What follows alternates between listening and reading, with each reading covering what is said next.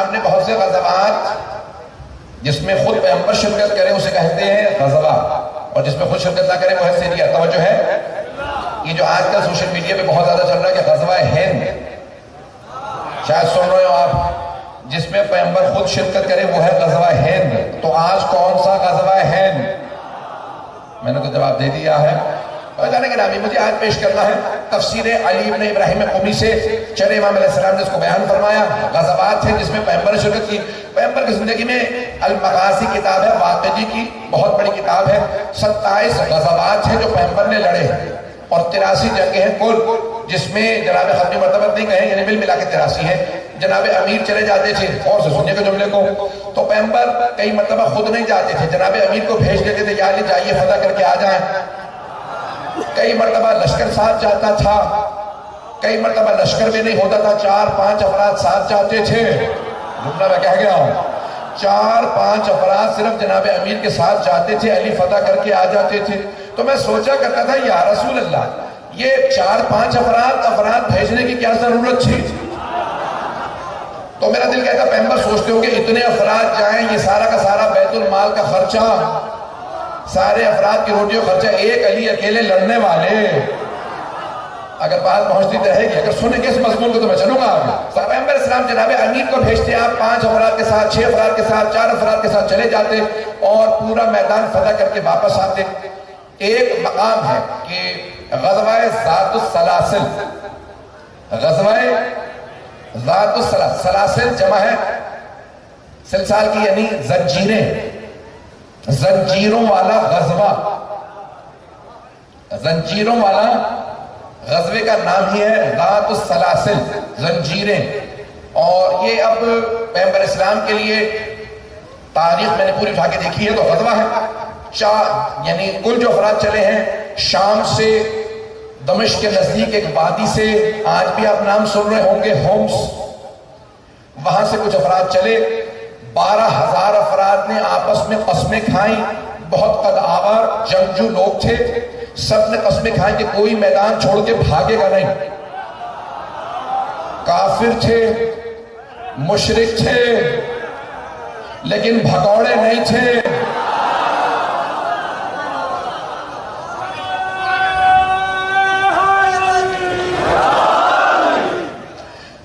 ان 12,000 افراد نے قسم کھائے کہ کوئی میدان چھوڑ کے بھاگے گا نہیں. ایک دوسرے سے عہد کیا.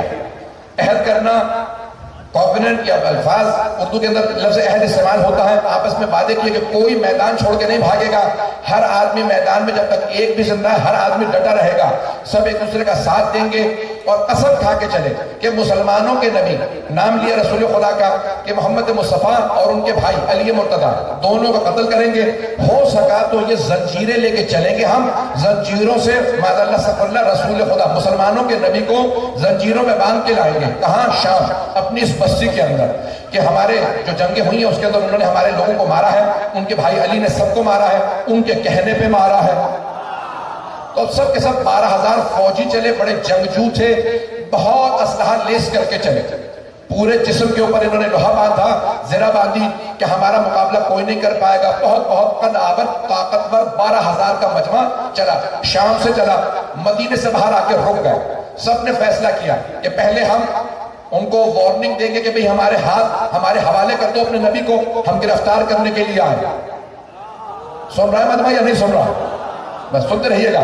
تو کہا 12,000 افراد نے کہا پہلے ہم تحدید کریں گے، وارننگ دیں گے کہ اے مسلمانوں اپنے نبی کو ہمارے حوالے کر دو، ہم گرفتار کرنے آئے، زنجیریں لے کے آئے.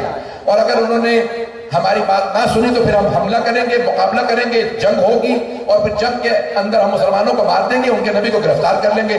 یہ بس انہوں نے منصوبہ بنایا. 12,000 غزوہ ذات السلاسل پڑھ لیجئے گا، شیعہ سنی سب نے لکھا.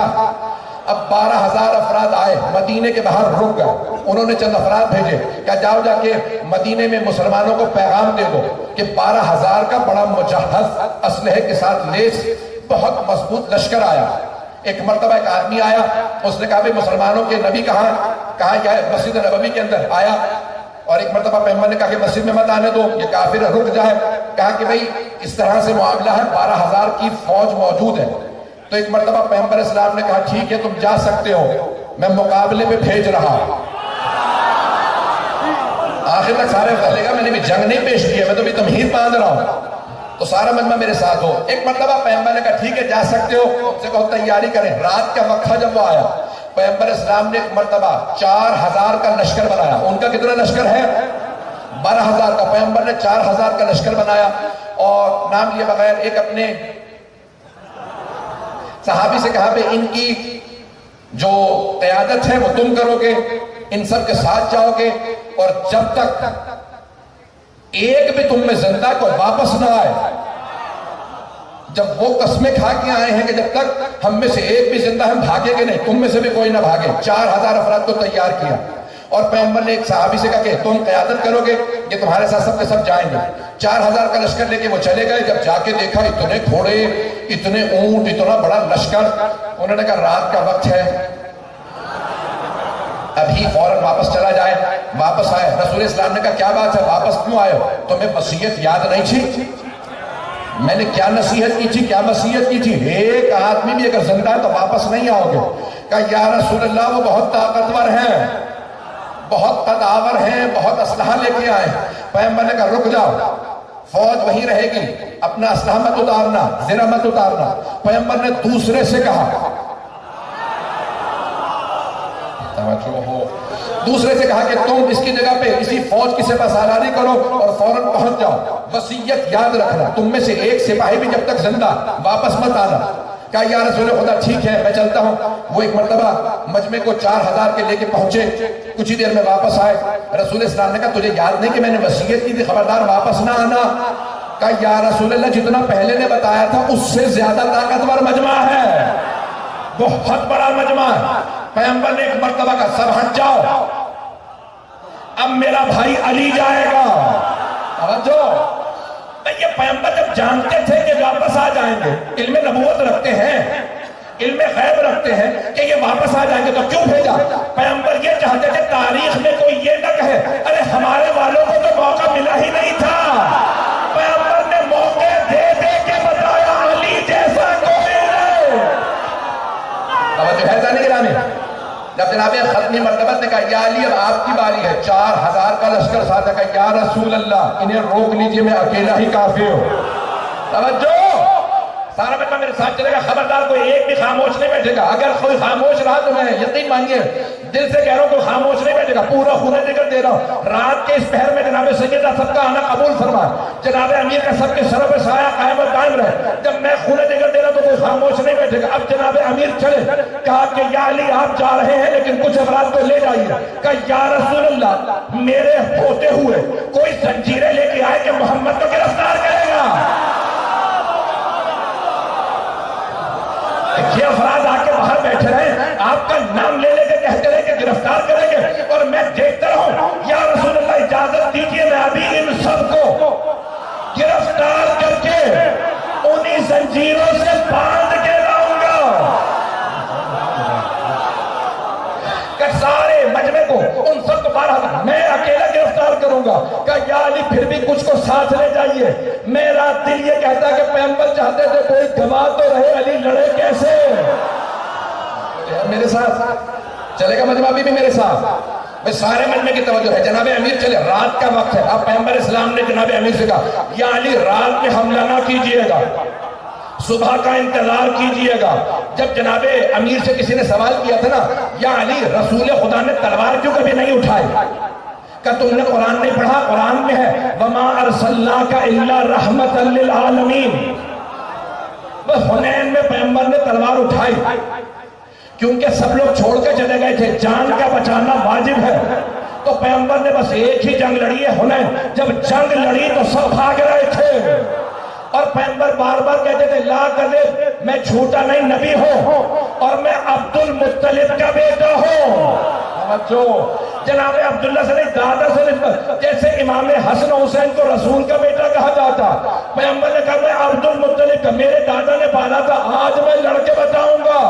میں پورا خونہ ذکر دے رہا ہوں۔ تو حنین میں لڑے، بس ایسے مارتے نہیں تھے، صرف تلوار کھینچ کے جب چلاتے تھے تو سارا مجمع بھاگتا تھا۔ کہ یہ نہ سوچنا لوگ چھوڑ کے بھاگ کر میں تنہا ہوں، ایک علی، ابو ذر، عمار، یہ 11 افراد نہ دیکھنا، میں خود ہوں۔ تو پیغمبر نے جنگ کی تھی حنین میں. ایسا نہیں مولا سے پوچھا کہ یا علی رسول خدا تلوار کیوں نہیں اٹھاتے تھے؟ کہ کیونکہ اللہ نے کہا رسول رحمت ہے، رحمت کا تقاضا یہ ہے کہ تلوار نہ چلے. رحمت کا تقاضا یہ ہے کہ تلوار نہ چلے. کہ پھر آپ تلوار کیوں چلاتے ہیں؟ کہ کیونکہ وہ رحمت الہی تھے، میں جلال الہی ہوں.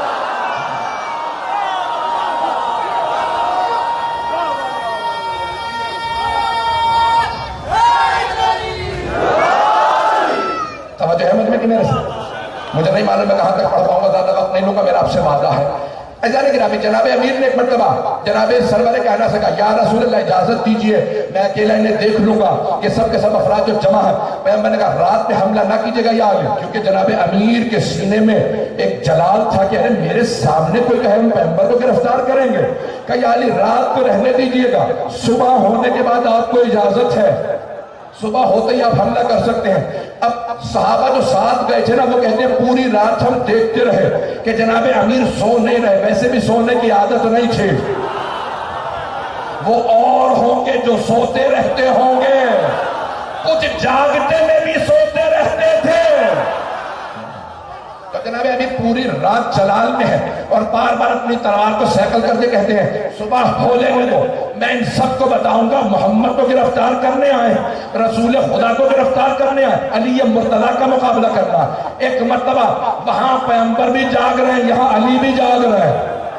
جیسے ہی پیغمبر فجر کی نماز میں آئے تو پیغمبر نے کہا تھا یا علی صبح کا انتظار کیجئے گا، صبح میں حملہ کیجئے گا. تو مولا نے کہا میں فجر پڑھا کے حملہ کروں گا.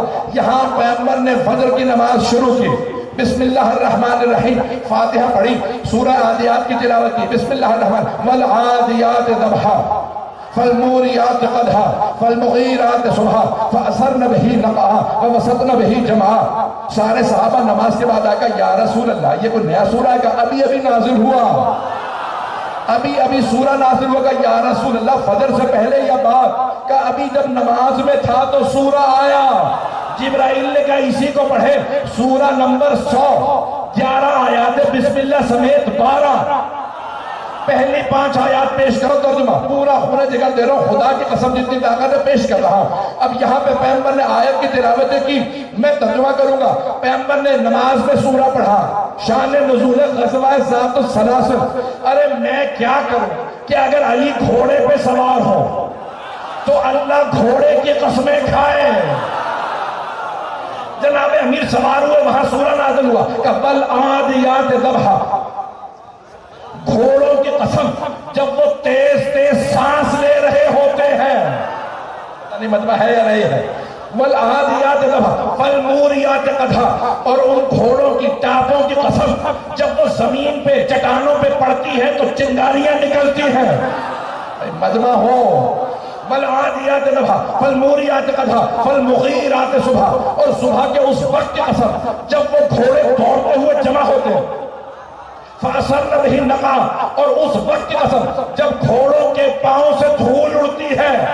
علی کا گھوڑا دھول اڑائے تو اللہ قسمیں کھائے، سانس لے تو اللہ قسمیں کھائے، ٹاپے چنگاریاں نکالے تو اللہ قسمیں کھائے. یہاں جناب امیر نے کہا سب رک جاؤ، ان کا میں اکیلا مقابلہ کروں گا. 12,000 کا لشکر. فجر کے بعد مولا نے کہا تیار ہو جاؤ، جو محمد کو گرفتار کرنے آئے تھے علی آ گیا ہے، اگر آ سکتے ہو تو مقابلہ کرو. مولا نے 12,000 کو گھیرا. توجہ، 12,000 کو گھیرا.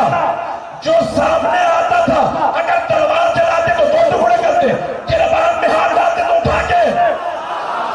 اٹھا کے پرتاب کر دیتے. انہی زنجیروں سے 12,000 کو گرفتار کیا. گھسیٹتے ہوئے پیغمبر کی بارگاہ میں نا یا رسول اللہ یہ گرفتار کرنے آئے تھے پہلے آیا.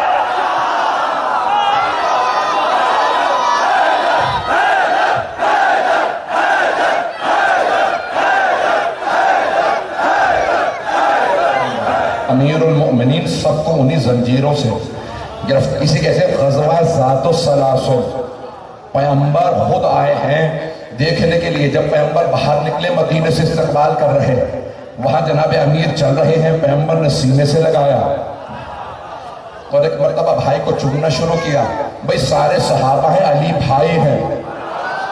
اگر بات پہنچ گئی ہو، صحابہ میں اور بھائی میں بڑا فرق ہے، تو جناب امیر علیہ السلام کو بھائی کہا ہے۔ تمام غزووں کے اندر، غزوہ ذات السلاسل کے اندر یا کسی غزوے میں دیکھ لیں تو فاتح علی ہیں۔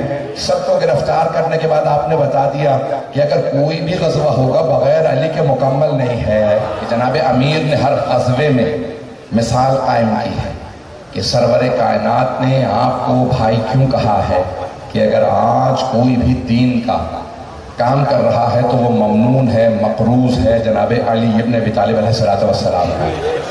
ہر آدمی مقروض ہے دنیا کے اندر کہ اگر علی نے اسلام کو نہ بچایا ہوتا تو آج کچھ نہ ہوتا۔